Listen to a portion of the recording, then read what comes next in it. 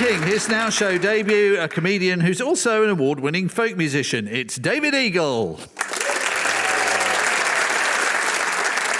A report came out this week saying that people from as far as South America went over to Ukraine to help fight. And I've been thinking what I would do in such situations. And would I be prepared to fight for my country? Would I be courageous enough to fight in a war? Now, this is completely hypothetical for me because I'm blind.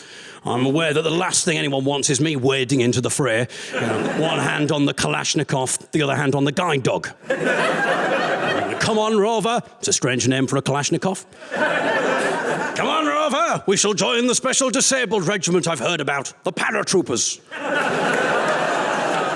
I don't know whether I would have the courage to fight in a war. To be honest, during lockdown, I was terrified at the prospect of Zoom gigs. Now, in fairness, some of these Zoom gigs were quite scary. I once did a Zoom gig where you couldn't hear or see the audience. Now, obviously, being a blind comedian, I'm used to doing comedy and not being able to see the audience, but performing comedy to complete silence? Yes, it's perfectly exemplified. I have done that. Well, the organiser of the gig, he obviously realised that it was going to be weird for the comedians not to be able to hear or see the audience. So he encouraged people to leave positive messages in the chat window, which didn't at all help. It just meant he'd be halfway through doing a joke and someone would write, ha, ha, ha. Which just came across as sarcastic. Especially for me who can't see the screen. It's all relayed to me by a screen reader, which is a monotonal voice on my computer. I don't have my own butler. Maybe now I'm doing Radio 4, who knows? So there I would be, you know, doing some jokes. Halfway through doing a joke, I'd be interrupted with ha, ha, ha, ha. Sounding like Stephen Hawking singing the Bee Gees. I don't know if you've heard that album, Jive Hawking. So I convinced myself, no, I can't do online gigs. It's too terrifying an environment. Meanwhile, we've got Ukrainian President Zelensky, who's able to write and deliver the most amazing, passionate, powerful speeches in a war-torn, life-threatening situation. I'm constantly making excuses. I couldn't possibly write in this environment, not while the neighbour is mowing the lawn so loudly. There's a dog barking outside. I can hear some children crying. I tell you what, I shall have a bath first. I shall be much more creative when clean. That's an absolute lie. I have been known to be very creative and dirty.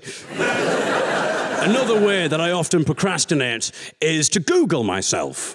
Googling myself actually has taught me a valuable lesson when it comes to comedy. I now know that I need to mention that I'm blind during a gig. Google has taught me that if I don't talk about the blindness at all during a gig, people will take it upon themselves to Google to find out. And I know this because I know the most popular searches that bring people to my website. The most popular Google searches for my name are David Eagle Blind, David Eagle Disability, or my personal favourite, what's wrong with David Eagle?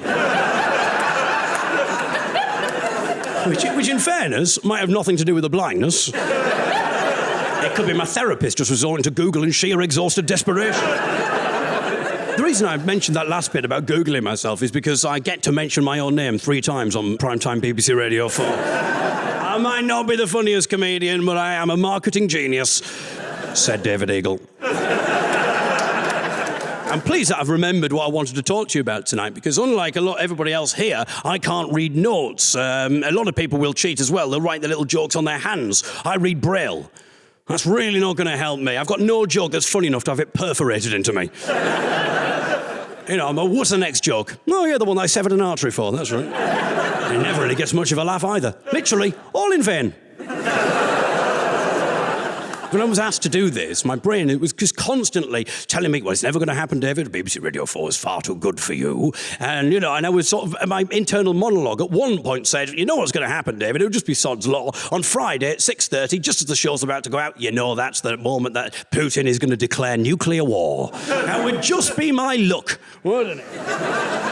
Now, incidentally, if nuclear war is declared on Friday at 6:30, we do have a special emergency version of this programme, the Apocalypse Now show, which, of course, is accessed via the red button.